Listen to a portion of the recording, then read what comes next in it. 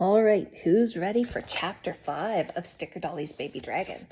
We're going to learn about what happened with those parents coming to get Moss. Chapter 5, Dragon Rides. The glitter dragons came closer and closer on their wide, beating wings. "What do we do?" said Lily. "How do we let them know we were only helping?" Grace glanced down at Moss, who was stirring in her arms. "Wake up, little dragon. I think we might need your help." She turned to the others. If the dragons see that Moss is safe, hopefully they will understand. Moss blinked open his bright black eyes, and Grace turned him so he could see the other dragons flying towards them. At once, Moss began flapping his wings in excitement. He launched himself in the air and flew towards them, squeaking excitedly. The father dragon hovered in the air, gently touching noses with Moss, and then he scooped him up in his giant claws and landed on the edge of the island, tucking him beneath his chin. The air hummed with his deep, rumbling, purring noises, and the other glitter dragon landed beside him and looked down at Moss, snuggled between them. Her eyes shone with pride. "They are definitely a family," said Lily, watching them with a smile.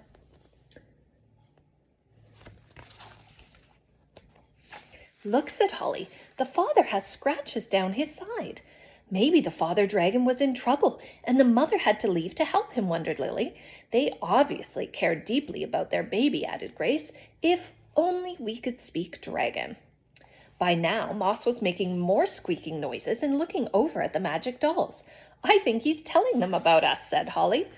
Once Moss had quietened, the mother and father dragon approached them, their great heads bent as if in thanks. "We did our best to care for him," said Grace, hoping the dragons would understand the tone of her voice, if not the words. Bravely, she reached out her hand and touched the tip of the father dragon's nose. She smiled and was sure the father dragon smiled in return. And then the father dragon stretched out his wings and Moss jumped onto his back. "Oh," said Grace, "they must be going back to their nest on Dragon Rock." But the mother dragon had stretched out her wings too, and was nodding at them as if to invite the magic dolls onto her back. Grace turned to the others. "Do you think they're offering to fly us back to Dragon Rock?" Holly stepped forward, reaching out to touch the mother dragon's nose. "I don't think we have a choice," she said. "We'll never get back across the sea in this storm." She took a deep breath. "Here goes." Holly walked slowly over to the mother dragon and climbed the shimmering scales on her back until she was sitting astride her. She was warm to the touch, like baked earth at the end of a sunny day. "You're brave, Holly," said Lily. "Well, if you can do it, so can I." And she joined her on the dragon's back, wrapping her arms around Holly's waist. "What about you, Grace?" Grace looked at Moss, who leapt into the air, fluttering his wings excitedly. "I'll ride with Moss," she said, smiling. She climbed onto the father dragon's back, gripping on tightly with her legs, while Moss snuggled into her arms. The father dragon glanced behind as if to check his passengers were safe, and then he took to the sky. Grace felt a strange lurching feeling in her tummy as they left the ground far below. For a moment, all she could do was cling on tightly and close her eyes. But then she became used to the smooth beating rhythm of the dragon's wings, and when she opened her eyes again, they were above the clouds. Holly and Lily were flying beside her, their faces lit up with wonder. Everything was calm and peaceful. There was inky blackness all around, but for the stars shining bright and clear in the darkness.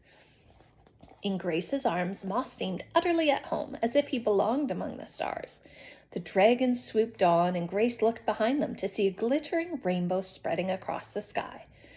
"Oh, I wish this flight could last forever," Grace whispered to Moss. Soon the dragons began to drop down through the clouds until the enchanted isle came into view.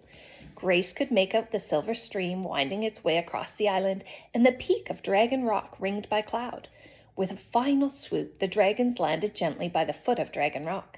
"Thank you," said Grace, leaning forward to hug the father dragon. "That was magical." That was the end of Chapter 5. One more chapter. Let's see it next time.